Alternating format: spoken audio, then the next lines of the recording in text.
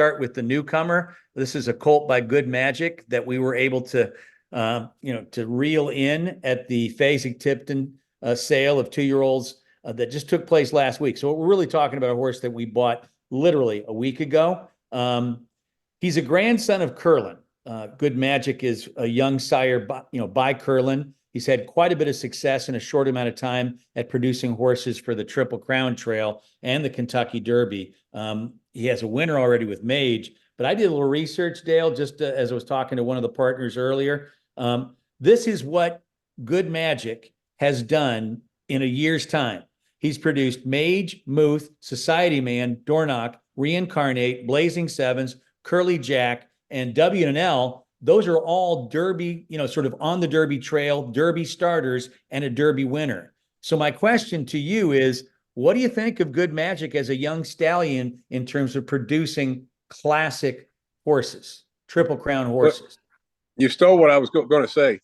Of course, I haven't seen the horse yet other than pictures and the video of his work. And he's got a beautiful stride, as you can see right here in this. This is a great picture of how long his stride is, and what a good work he has in the video. But besides all that, he does fit everything that I look for in a Derby profile. We've talked a lot of times about when I go buy colts, and we've made the Derby 11 times. I haven't been able to win it yet, but you keep making it. One of these days, you're going to win it. And he jumps through every hoop with his looks, with his pedigree analysis, with all the science that goes behind buying a horse, with the stride.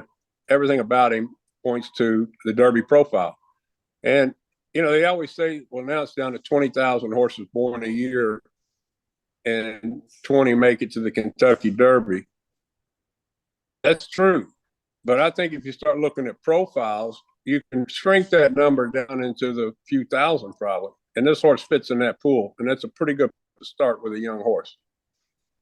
I bet you figure that when you get a horse like this, and we've talked just in a brief amount of time here about how he fits your profile. When you get a horse like that, do you feel like you're a couple steps with your experience ahead of the game in trying to get him on the trail, like with a stretch ride last summer, for example? I feel like I'm in that little pool that can get there. I think I use a negative prediction on everything. So you start throwing out, and the first thing you do is the fillies. The second thing you do would throw out the turf, strictly turf pedigrees, horses that aren't going to be able to run on the dirt. And then you start throwing out all the sprint pedigrees.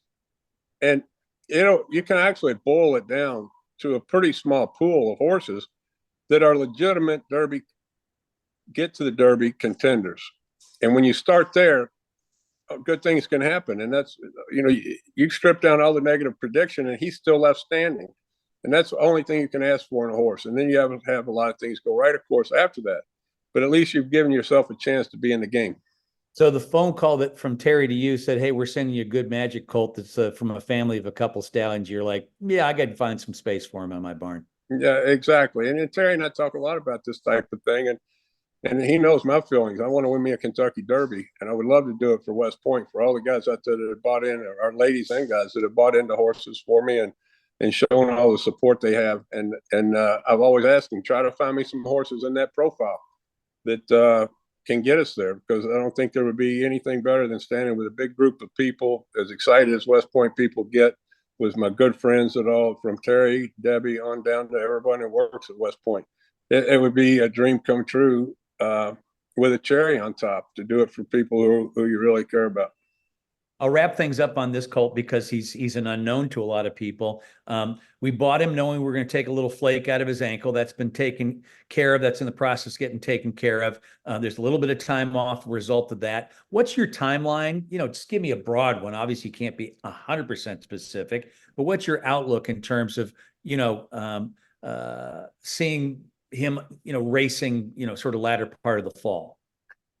Yeah, those little P1 chips usually don't amount to much of anything. A lot of people even just don't even fool with them and take them out. I mean, if you go the conservative route like we did, take this chip out, you don't expect there to be any problems down the road. But on timing, if everything goes well, you'd love to see this horse running in the fall, October, November at Churchill. And with the new system, it seems like you go back and look at all the Derby starters this year, they kind of got fall type of starts to get there, even some of them later. It's a little different program than it used to be. All the bigger races to get you the big numbers to get in are the last 2 rounds. So you really want to be peaking a little bit later than it used to. It used to be you could accumulate some 2-year-old dollars when it was based on the dollar system and rack up some dollars and be able to get in the Derby. Now you really have to have your horse peak for a longer period of time, but it's later in the year that you need them to peak. So I think that I wouldn't let that bother me at all. If I was a partner wanting to get involved, I'd be thinking about next May and how we're going to get there. Very good. Exciting stuff. Thanks for giving us a little extra time on this, Colt.